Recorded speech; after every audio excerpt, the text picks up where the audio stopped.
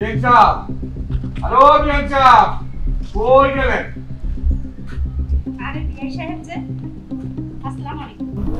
আসসালাম।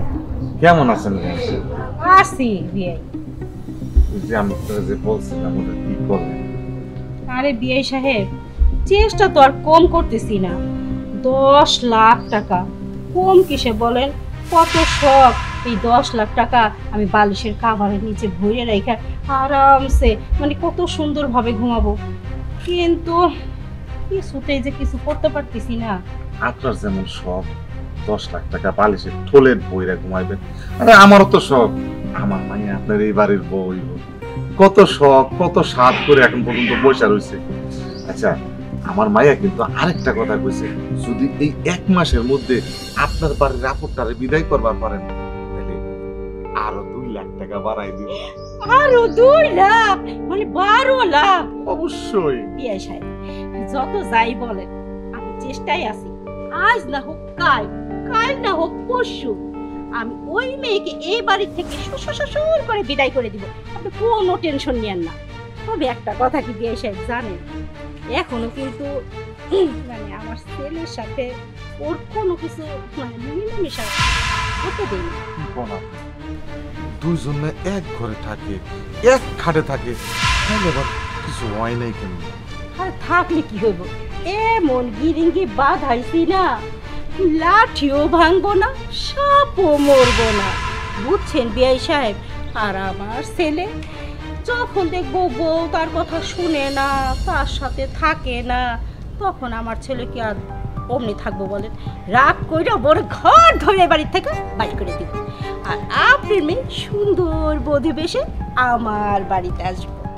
আপনি যে একটা জিনিস, তাড়াতাড়ি করেন, টাকা কিন্তু 10 আর 2 12 লাখ।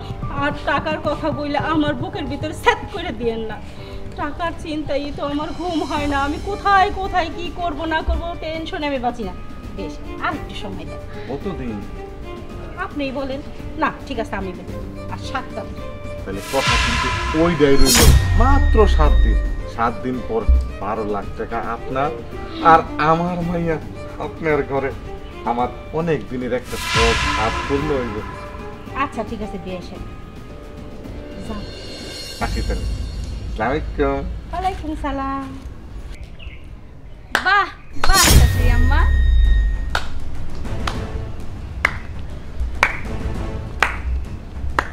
শাশুড়ি আম্মা, আমি যদি আগে জানতাম তাহলে তো আপনার লেগে আমি একটা পুরস্কার নিয়ে আইতাম। আপনি যে এত সুন্দর অভিনয় করেন, আগে জানলে তো আমি আপনার যাত্রাপালায় নাচনের লেগে ভর্তি করে দিতাম। কে বলছে বৌমা? আমি তো অভিনয় পারি না। কি হয়েছে? কি আর হইব আম্মা, আপনি যে এত বড় একটা আস্তা শয়তান তা তো আমার আগে জানা ছিল। শয়তান? এই বৌমা তুমি কি বলতেছো? কি আর বলবো, প্রত্যেকটা মেয়েরই স্বামীর সাথে বিয়ে হওয়ার পর বাসুর ঘরে একটা স্বপ্ন থাকে, হাতে হাত ধরবে, চোখে চোখ রাখবে। কিন্তু আপনার জন্য তা কি আর আমার পূরণ হয়েছে? কোনো চিন্তা নাই আম্মা, এবার আপনার ছেলে বাড়িতে আসুক, আপনার চোখের সামনে আপনার ছেলে ছু মাইরা নিয়ে আসবো। বৌমা তুমি চেষ্টা করতে থাকো, দেখো তুমি পারো কিনা। তাই না আম্মা? আপনার ছেলে আজকে বাসে আসুক, আপনার ছেলেরে আমি সুন্দর কইরা আপনার মতন কইরা একটা সুন্দর পেঁচ কানে ঢুকাই দিব। দেখবেন আপনার ছেলে আমার শরীর আসলে ছাড়া আর কোথাও যাবে না। চেষ্টা করতে থাকো বৌমা। তুমি হয়তো ভুলে গেছো, আমার ছেলে ওই আকাশের চাঁদ আর আমাকে একই রকমই মনে করে। সে কখনোই আমাকে অসম্মান করবে না, আর আমাকে এতই ভালোবাসে যে আমার আঁচল ছেড়ে তোমার আঁচলে কখনোই ঘুরঘুর করবে না, এটা আমার বিশ্বাস। সেটা তো মা আসলেই দেখা যাইব, তাই না?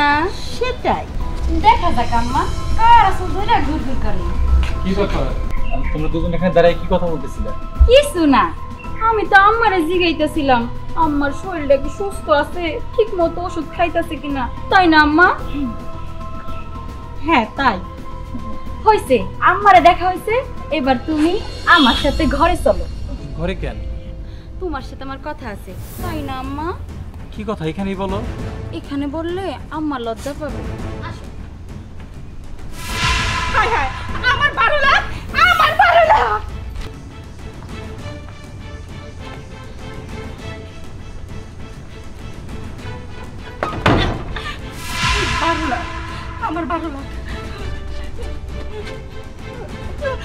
কি করি, আমার ভালো লাগবে, শেষ হয়ে গেল। ও বাজার, বাজার, বাজার করুন লাগবো, ঘরে বাজার নাই। আমি পরে যা করে নিয়ে শুনি মা। আরে আল্লাহ, আমার ভালো লাগবে না, গেল। ও বাজার, বাজার, বৌমা আমার না খুব দুধ খাইবার মন চাইতেছে, একটু বাজার থেকে দুধ আইনে দে না।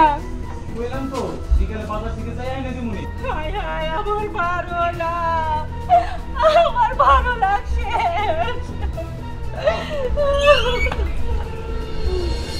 আরে আম্মা, আপনি এনে কি করতেছেন? দাঁড়ান দাঁড়ান, উঠেন উঠেন উঠেন উঠেন উঠেন। আম্মা, আপনি কিন্তু সাকসেস হতে পারেন নাই। চলেন চলেন, আপনার ঘরে দিয়ে আসি। চলেন আম্মা, আসেন, আপনার ঘরে দিয়ে আসি।